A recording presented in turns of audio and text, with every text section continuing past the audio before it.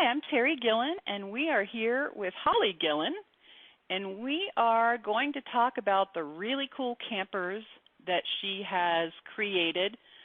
We want to hear the backstory. You all can go to C2C Conversions.com to see what we're talking about, and the real story about how it came about and how enjoyable it can be and why it's so different is what you're going to find here today. So, Holly, how are you doing today? I am doing great. I've had a busy day, but I always have busy days. You do. So they're good for me. So tell us a little bit about C2C Conversions, how it came about, because you didn't actually set out for this to be a business, right? But people just fell in love with the product? Correct. I am an active, very addictive kayaker. And I started kayaking about 5 years ago, and that is the age when most people stop kayaking. I was going to say, and how old were you when you started kayaking? 69. Very nice. Okay. And I am pushing next week. I will be 76. So I try to stay active and enjoy life and stay healthy. So I started kayaking and very quickly purchased one and found a nice group of people to kayak with. However, that meant I needed to transport my kayak from my home to wherever body of water we were going to paddle that day. Right. And that meant it needed to go on the top of my van. Now, I'm in good shape, but putting a kayak that weighs 54 pounds on the top of a van, by the way, by myself was a little difficult. And you're also, how tall are you? 5'6". Okay, so honestly, I mean, full disclosure, this is my mom. You may have noticed the last two names are the same, but we're still doing this interview as a professional interview because that's part of what I do. But knowing you, it wasn't so much the weight of the kayak as it was your height. I think if you had been, say, 5'10", you probably could have gotten it up there a lot more easily. That's a very true statement. Because you are ridiculously healthy. You run circles around me. So, well, just to paint the picture for people, it wasn't so much the weight. It was more the height that made it hard to get it up on the van because you are ridiculously healthy for your age. Yeah. So carry on. I'm sorry. Okay. Well, this wonderful group of people that I kayak with like to camp as well. So that created an additional problem. Not only did I want to go camping, but I had to have some way to go camping and take a kayak. So I thought, great, I'll just go buy a camper and put my kayak in it, and away we'll go. And I searched and searched and searched, and there was nothing available that would allow me to put my kayak inside it. Either it didn't have enough room or the access points, meaning the doors, were not situated in a way that I could load a 12-foot or 14-foot kayak. So I thought, that isn't going to work. And in talking to my son, I expressed the frustration of not being able to go camping and take my kayak and do the things I want to do. And he very quickly said, I don't know why you're trying to buy one, Mom. Just build it. You can do it. So now, I'm going to let you finish that thought, and then we're going to revisit why he said that, okay? Okay. And so he made a suggestion, maybe I should buy a a box truck or something like that. And I thought, not exactly, but I could get a cargo trailer. And they have a nice opening back door with a ramp so that I could load a kayak easily. And I could finish out the inside of that, so I had sleeping quarters and a kitchen and whatever else I needed. So that's exactly what I did. I went out and bought a 6x12 cargo trailer and immediately tore it apart so that I could insulate the sides, the ceiling, everything I wanted. I put down flooring, I put in windows, did 12-volt electrical, put a kitchen, which has running water, and I said, this is great. I've got room to put my kayak, and when my kayak is out, I can fold down beds, and I have sleeping quarters, and it's all easily towed with my van. So you can you made it so you can tow it without having to buy a new vehicle. Correct. I kept the weight. I was a little careful. A 6x12 is not very heavy, can be pulled with most 6-cylinder vehicles. Certainly not a 4-cylinder, but a 6. Right.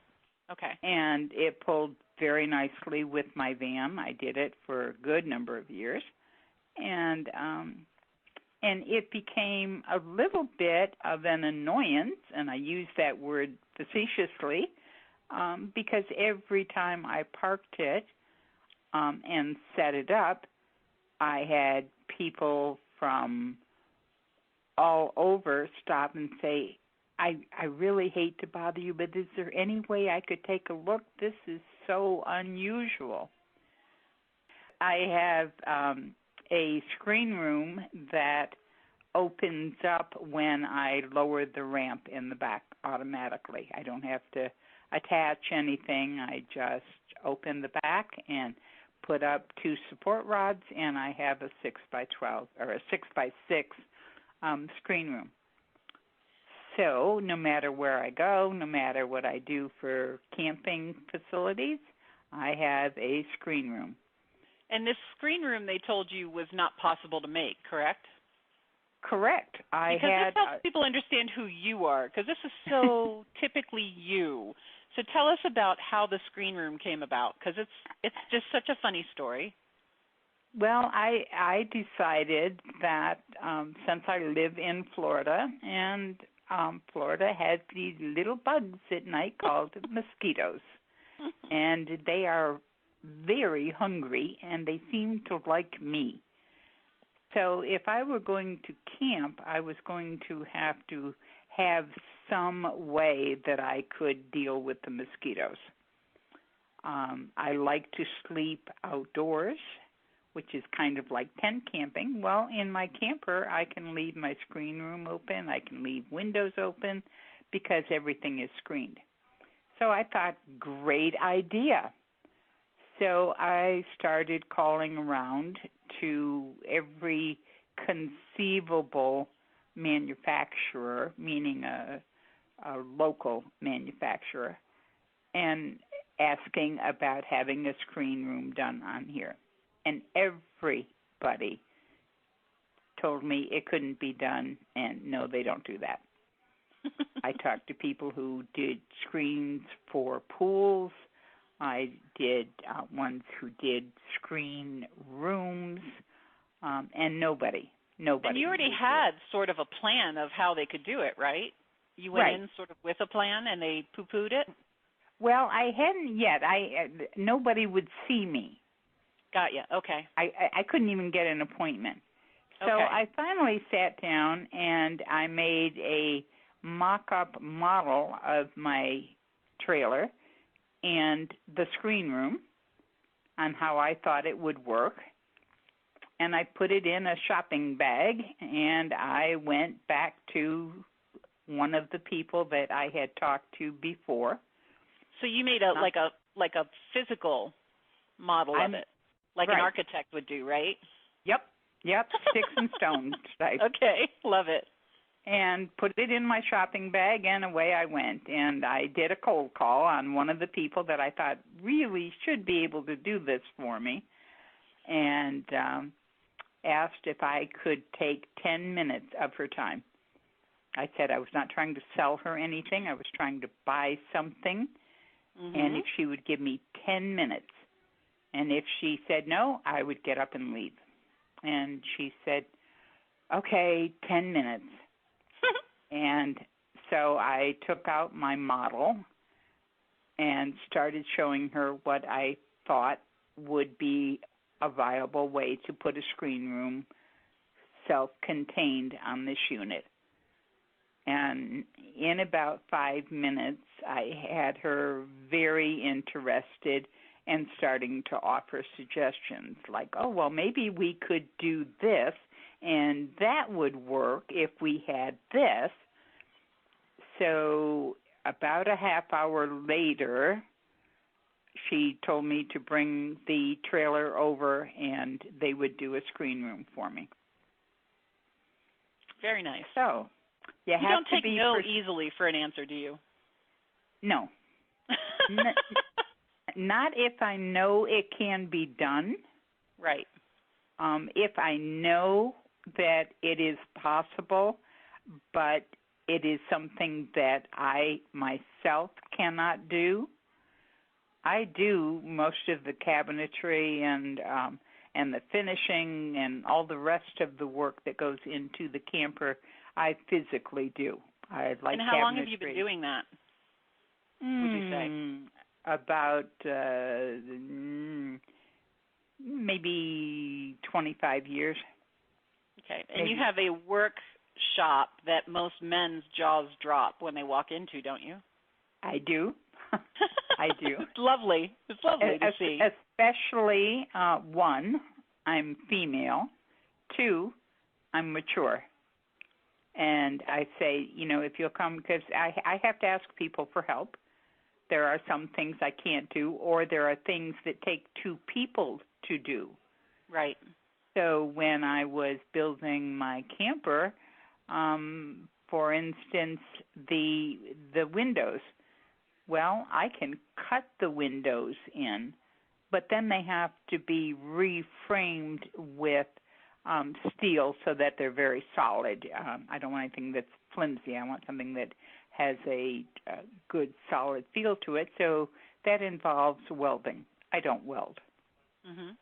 So I have to go to someone that I know that is a good welder and say, if you'll come and weld these frames for me so I can put the windows in, that would be great. And they say, well, why don't you bring it over here? And I said, because I have all the stuff at my place. And when they come to my place, they usually want to open their trunks and get out their toolboxes and whatever. And I go, oh, no, I've got everything. And they say, yeah, fine. And then they come in and then they go, oh, my God. Oh, one of these days it would be great to get a little video or at least some pictures of your space, your workspace, because holy moly, it's incredible. It really is. It really does. When people walk in and see it, they really do just men specifically sit in awe of it because they get how much you have in there. I have a lot. There is still a piece or two that I don't have that I keep looking at. Like, I don't have a planer. Shouldn't every workshop have a planer? I don't have one. I have to me, like a planer is a pilot, so I don't know. Okay. Which you also are, or were. I was, yes. I've done a whole number of things in my life. You want a quick rundown? We do. Let's see. Give us a quick rundown. A quick rundown. When I was first married, which was late teens, I was horseback riding. At what level? Competition, hunters. I did jumps nice. with hunters. And then I left that, and we moved to Florida, and got heavy into motorcycles and rode motorcycles from Florida to New York and back. Had a sidecar so we could take our kids with us. And then I had a good friend who came down from New York and visited us, and she had entered belly dancing. And I thought that was phenomenal, so I took up belly dancing for about 10 years. And let's see, where did I go from belly dancing? Probably. Well, let's not forget building the car. Oh, because this is when I came in. I was about 12 when I came into your life. Yep. And so Holly has been like a second mom to me. My mom is passed away, but I've known Holly since I was 12, and she's always been like a second mom to me. And then I ended up marrying one of her sons, and we split ways. But Holly and I, we're mother and daughter as far as we're concerned. So, so when I came into your life, was the belly dancing, and you were working on the car. You were building a car, which was mind-blowing at that point. Yep, that was an MG. Yeah, that was an antique MG in 1954. And so I rebuilt the engine in that. And then I got interested in flying, and so I took flying lessons. I earned my solo pilot, and then I went on to get my instrument rating, and so I'm an instrument-rated single-engine pilot. Let's see, where did I go from there? There was something that was just came to mind that was kind of with the piloting, and I can't remember what it was. It'll come to me. What about the ice skating? Wasn't there ice skating too? Oh, yeah, I did ice skating before I did horseback riding. Okay. And so you did figure skating and stuff? Yep, I did figure skating. I did figure skating in New York for a good number of years, probably about 6 years. And and then I got married, and then when we moved south, there was... Now, how old were you when you got married? 16. Okay. And you all were married for how long? 48 years. Right. Okay. And he has passed on. He has passed on. Right. And so I'm keeping myself busy without him right now. So right. But you guys kind of did lots and lots of stuff together. You were like best friends, which was you had a very unique and wonderful marriage, really. I mean, you kind of did, even marriage you did your own way. Yep. We were a little different. He was a photographer, and if he was going to do photography, then I was going to do photography. So he taught me photography, and I've done fairly well with it. And then that was when I took up belly dancing, and he wasn't going to belly dance, but he did do our lighting and our music and that type of stuff when we did presentations and shows and stuff. So our goal was pretty much to complement what the other one did. So I thought that was because you were happily married for a very long time. The other thing that did come up for me that I wanted to ask you about, just because we're letting people get to know you on like you said, on the website, on social media, they can see the campers, et cetera, but kind of knowing who the person is that developed the campers and just the mindset, because I think the people that will really like your campers are people who have their own mind. This is what I want. And so it's wonderful for them to get to know you a little bit instead of just the campers, right? So talk to us about, you're still working full time. I am. And what is it that you do? I'm an accountant. And how did you become an accountant? Because that story is also so typically you. Wow, that was years ago. I applied for a job through an agency, and they sent me on an interview to a radio TV station in Syracuse, New York, and they were looking for an accountant. And the only thing I had going for me was that I was very good in math when I was in high school. And I was in the math club, and they decided that if anybody was in the math club, they would make a good accountant. So they gave me the job. And I ended up following that all my life. So right now, I still enjoy the job. I enjoy the people that I work for. I work for a company that has 5 locations, and we recycle metal. So we're a scrapyard that takes in metal. And it's a pretty large business, right? It is a very large business.